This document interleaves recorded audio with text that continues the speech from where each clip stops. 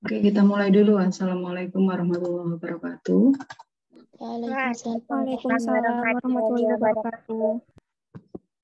Alhamdulillah, pada pagi hari ini kita bisa bertemu secara daring untuk kuliah keperawatan anak. Pada pertemuan kali ini, Bu Lili sudah pernah menjelaskan tentang DDTK belum ya? Sebelumnya.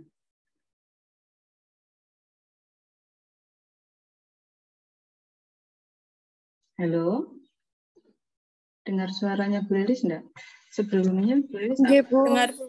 Nah, sebelumnya Bu Lilis apakah pernah masuk satu kali menjelaskan tentang DDTK? Mungkin pengantar deteksi dini tumbuh kembang? Pernah. Pernah ya, pengantar ya. Tapi belum itu ya, belum mengukur lingkar kepala, BBTB, TDD, TDL belum ya? Iya, itu belum. Oke, Belum, Bu. untuk video pembelajaran yang sudah di-share oleh PJMK, itu ada 4. Yang pertama berarti sudah kita bahas pada pertemuan sebelumnya, yaitu tentang pengantar deteksi dini tumbuh kembang. Kemudian pada video yang kedua itu menjelaskan tentang deteksi dini pertumbuhan. Pada video ketiga itu menjelaskan tentang menghitung usia. Kemudian pada video keempat itu adalah TDD-TDL. Ya. Jadi di situ untuk pertemuan kali ini adalah kita fokus pada deteksi dini pertumbuhan. Jadi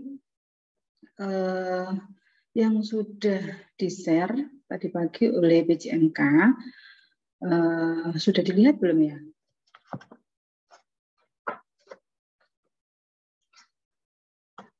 Sudah dilihat apa belum? Sudah. Nah, di sini saya meringkas ya. Jadi untuk penjelasan detailnya bisa dilihat di video pembelajaran. Kalau memang di situ belum jelas, silakan diputar berulang-ulang, difahami ya. Kalau memang belum paham, silahkan tanya pada saat perkuliahan diskusi kali ini.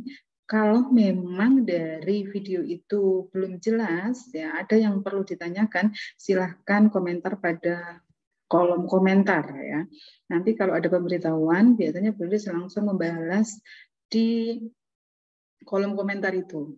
Jadi selain itu kalian juga bisa melihat pada kolom komentar itu ada beberapa kelas Anda yang menanyakan tentang video itu. Bahkan ada yang menanyakan tentang kalau menghitung usia ternyata anaknya itu lahirnya prematur, bagaimana Bu? Udah saya jelaskan pada kolom komentar. Jadi silakan dilihat. Jadi kalian kalau memang ada yang belum paham pada video tersebut, ya yang mungkin perlu ditanyakan juga boleh komentar pada kolom komentar.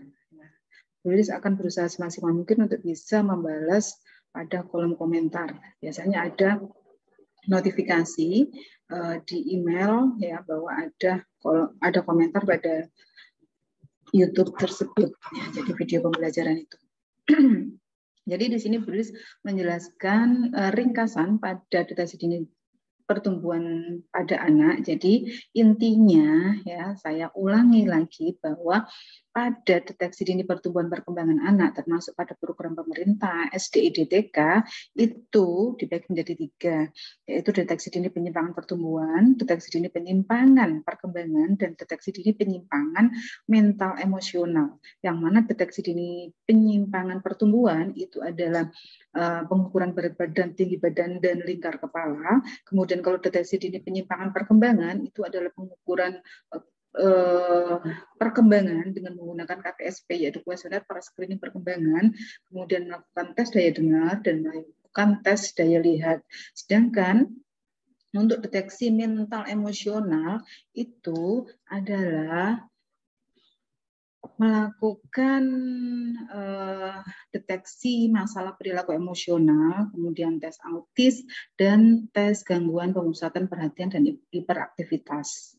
Jadi yang mana pada masing-masing kegiatan deteksi itu tergantung pada usianya. Kalau pada deteksi dini penyimpangan mental emosional itu kalau tes autis adalah dilakukan sebelum anak usia 3 tahun atau kurang. Jadi bisa dimulai pada usia 18 bulan sampai dengan 36 bulan. Jadi mulai usia 1,5 tahun sampai 3 tahun. Sedangkan kalau untuk deteksi masalah perilaku emosional, kemudian gangguan pemusatan perhatian dan hiperaktivitas itu bisa dilakukan mulai anak usia 3 tahun.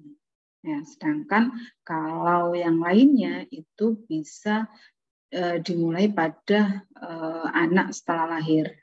Ya, penekanannya kalau pada di sini kurang dari 24 bulan itu adalah ya berat badan, tinggi badan, lingkar kepala itu dilakukan adalah setiap 3 bulan. Jadi yang kita bahas di sini pada pertemuan kali ini adalah untuk deteksi dini penyimpangan pertumbuhan, yaitu pengukuran berat badan, ya tinggi badan dan lingkar kepala. Yang mana di situ pada anak usia kurang dari 24 bulan ya itu adalah dilakukan setiap 3 bulan sekali. Ya, selisihnya, ya, rentangnya itu adalah setiap 3 bulan. Kemudian kalau pada anak usia 24 bulan ke atas itu adalah setiap 6 bulan. Ya. Jadi tolong di situ sudah ada tabelnya, ya, sudah ada tabelnya untuk deteksinya ya. Jadi BPTB setiap 3 bulan kurang dari 24 bulan. Kalau pada lingkar kepala itu sampai 1 tahun kurang dari 3 bulan. Kalau lebih dari 1 tahun itu adalah setiap 6 bulan sekali. Kalau BPTB setiap 3 bulan sampai usia anak 24 bulan. Nah, di sini untuk pengukuran berat badan, tinggi badan, dan lingkar kepala, jadi sudah bisa dilihat, sebentar saya ambil buku yang sudah kalian pegang, silahkan dibuka ya pada buku panduan deteksi dini tumbuh kembang anak prasekolah ya, yang sudah kalian miliki bahwa untuk buku panduan deteksi dini tumbuh kembang anak prasekolah yang Bu Delis buat itu adalah untuk anak usia prasekolah. Jadi usianya adalah 3 sampai 6 tahun. Kenapa? Karena apakah untuk deteksi dini tumbuh kembang itu hanya dilakukan pada anak usia prasekolah? Bukan. Jadi mulai anak lahir sampai usia 6 tahun. Ya. Dan ini dibuat kenapa pada anak usia prasekolah? Karena nanti kalian pada saat praktek itu adalah pada anak usia prasekolah ya, yaitu nanti pada saat ujian di semester 5 atau 6 itu adalah pada anak usia prasekolah di TK, dan nanti pada saat kalian NES adalah nanti juga di TK ya. Kemungkinan nanti kalau seandainya ada perubahan lagi ya mungkin nanti ada edisi revisi yang akan saya buat nanti kalau ada poli tumbuh kembang di Lamongan ya, sehingga nanti bisa dilakukan pada anak usia berapapun ya nanti akan saya berbarui ya mulai dari usia 0 ya sampai dengan 30 sampai dengan 6 tahun atau 72 bulan. Tapi di sini karena memang itu ya kita di sini Bu Delis membuat sesuai dengan kebutuhan ya yang dibutuhkan untuk mahasiswa. Ya, silakan bisa dilihat pada deteksi dini pertumbuhan ya.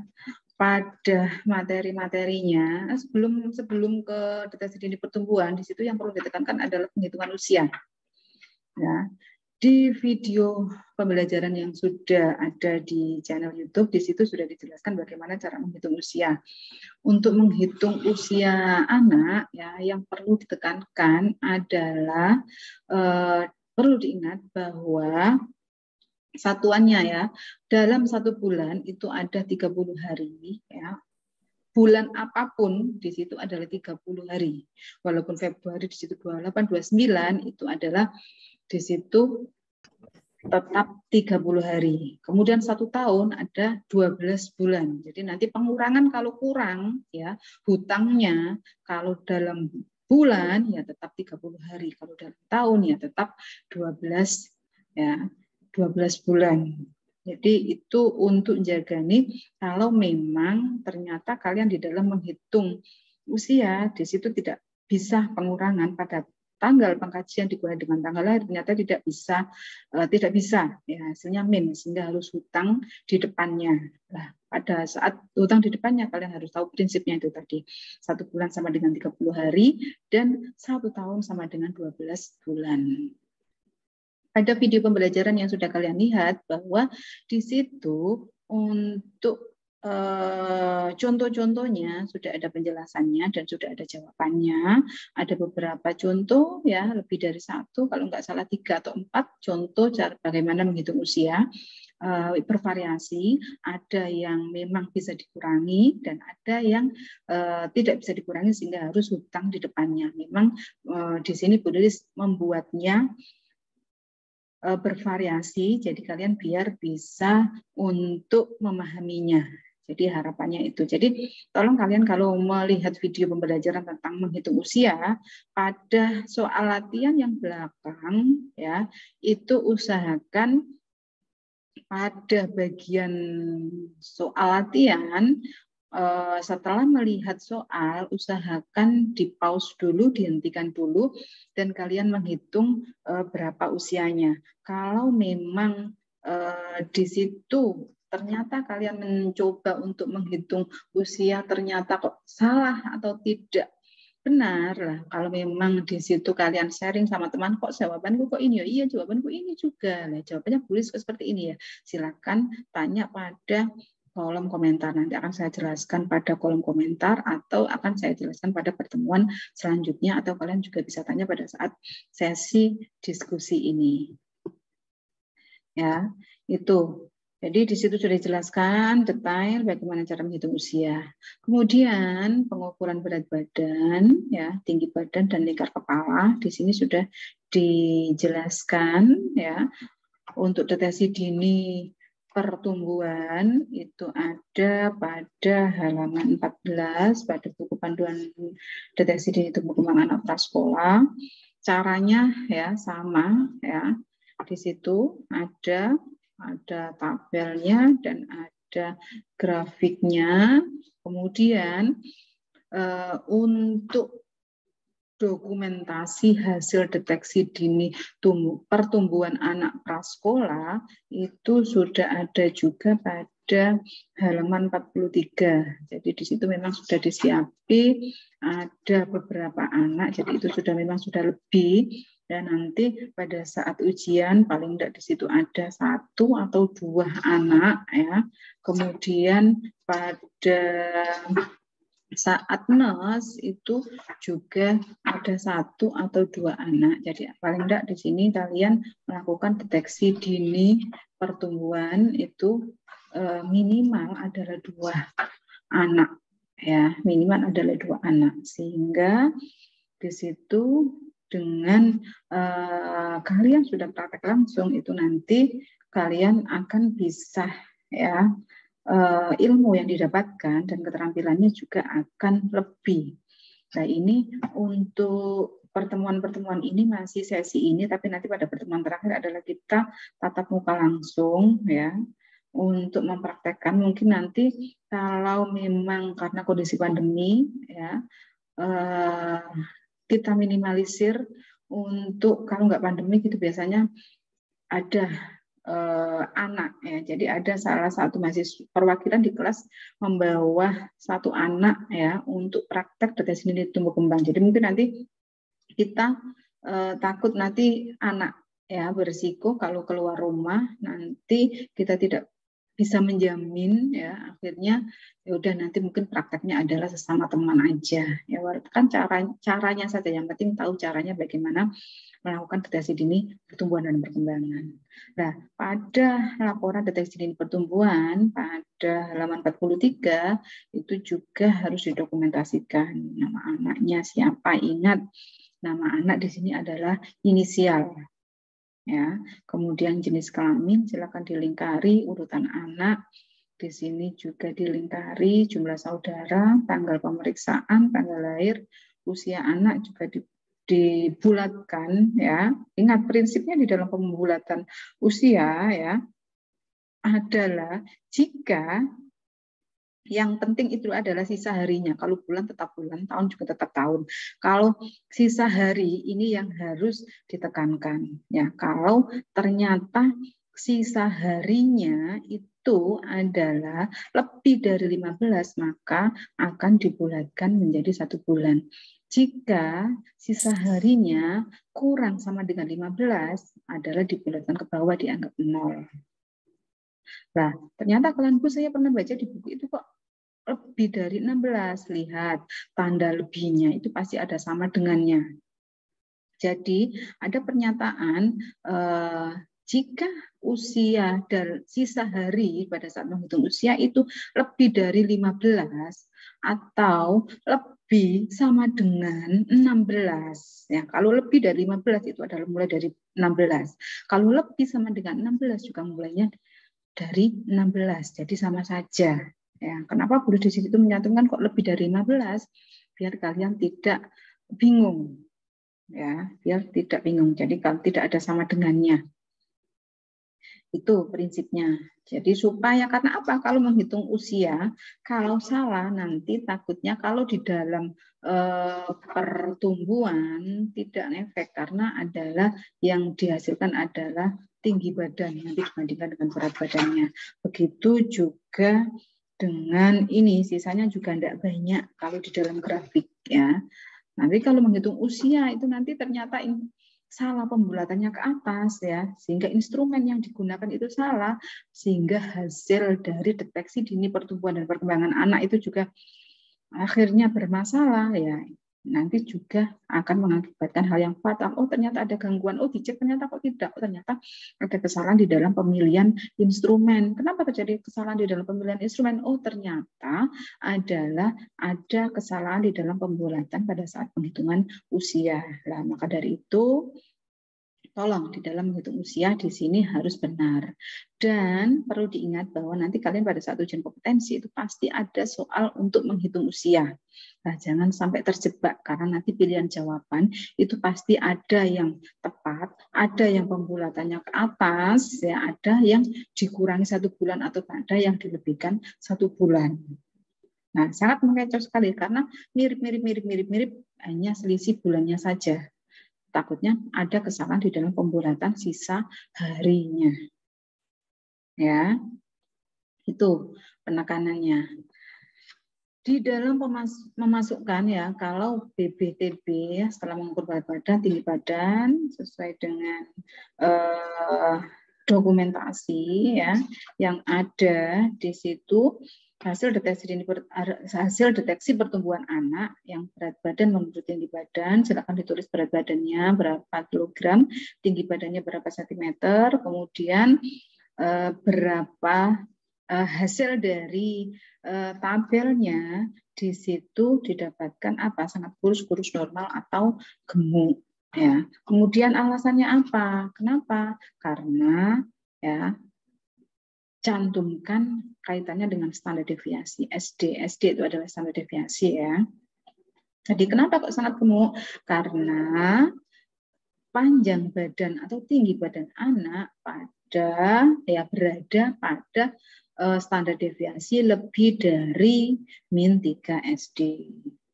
Antara 2 SD sampai dengan -2 SD. Atau lah itu dilihat dari kriterianya, kenapa kok bisa sangat gemuk, normal, kurus, atau sangat kurus. Kemudian ya sama halnya dengan grafik ya, sama dengan halnya dengan grafik. Grafik juga seperti itu ya. Jadi kalau grafik ya sama alasannya karena berada pada standar deviasi berapa.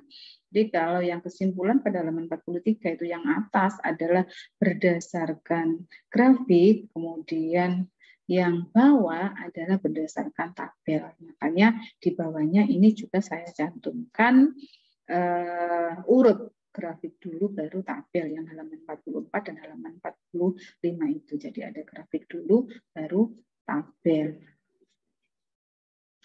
Kemudian ada tinggi badan berdasarkan umur juga sama ya.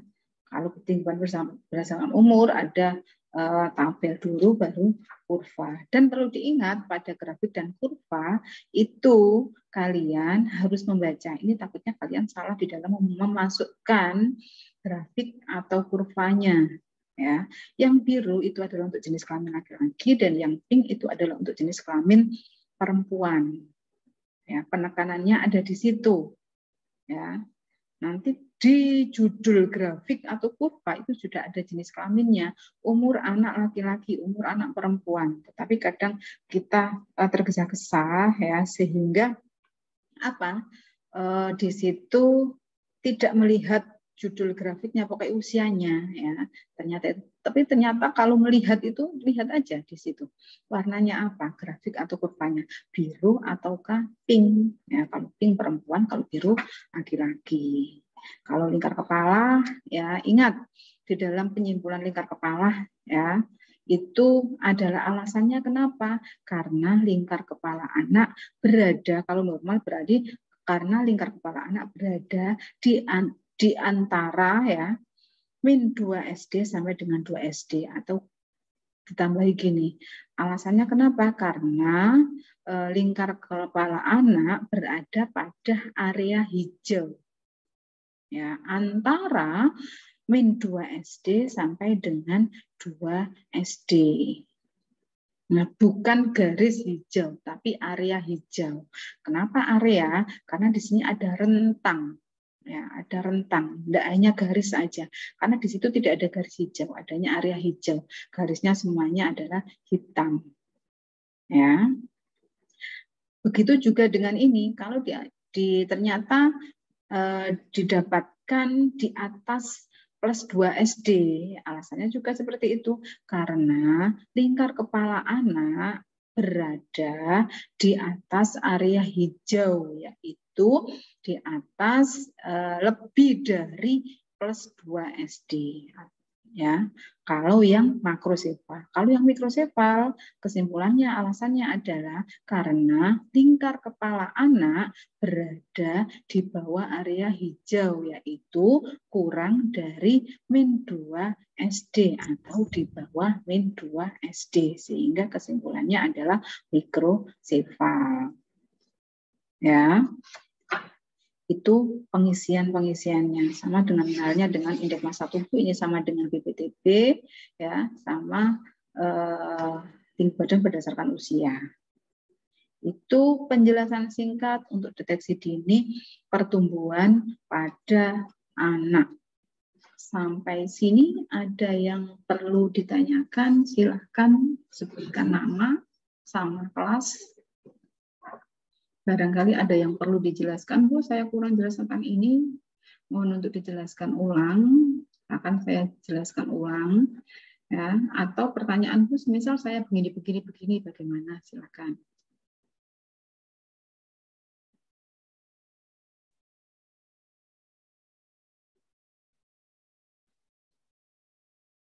Bagaimana? Apakah cukup jelas? Atau kurang jelas? Yang mana kalau kurang jelas di bagian yang mana? Ya. Kalau disuruh jelaskan ulang, nah, silahkan langsung aja dilihat pada video pembelajaran. Sudah saya jelaskan. Kalau pada video pembelajaran kurang kelas suaranya, silahkan pakai headset ya, karena itu dulu Bu Lilis bikinnya adalah pada saat pandemi pertama. Ya. Bu Lilis memutar otak bagaimana supaya di sini mahasiswa juga tetap bisa memahami belajar walaupun di rumah. Ya. Paling tidak kalian kalau nggak paham lagi bisa diputar berulang-ulang. Sampai sini ada yang perlu ditanyakan? Silahkan cantumkan nama ya dan kelas apa.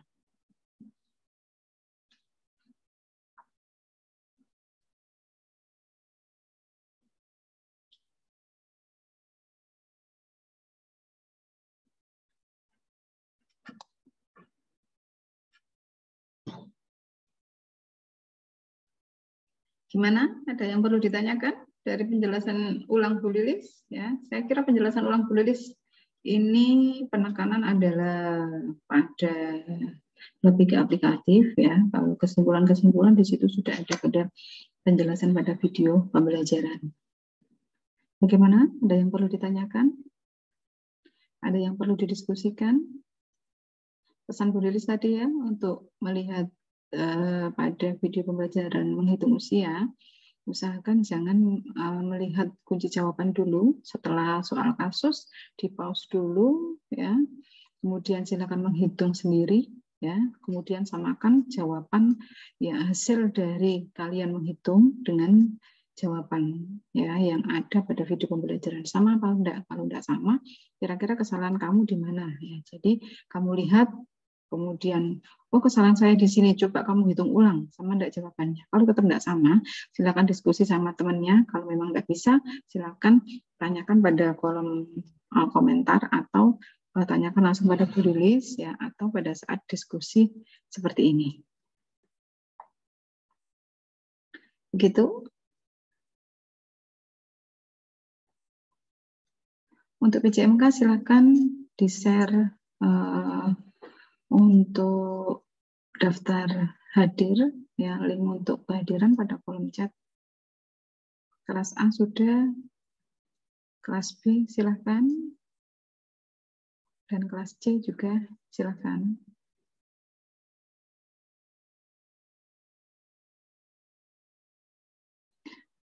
Untuk pertemuan selanjutnya nanti adalah kita ke deteksi dini perkembangan. Kelas C sudah, silakan semuanya. Ini ada beberapa yang tidak hadir karena jumlahnya baru 147, berarti 146 yang gabung. Ya, nanti 148 berarti ada 147, ya. Nanti silakan PJMK mereka kehadirannya. Sampai di sini ada yang perlu ditanyakan? Paham apa tidak? Bu, izin bertanya. Paham. Bu, izin bertanya. Ya, silakan. Oke, nama saya Nainul Hikmah dari kelas 4C. Izin bertanya, Bu. Tadi di cara menghitung umur itu kan tahunnya didahulukan. Itu mengapa, Bu? Mengapa nggak urut saja dari tanggal, bulan, baru tahun? Terima kasih. Ingat ya, terima kasih ya Mbak Lailatul.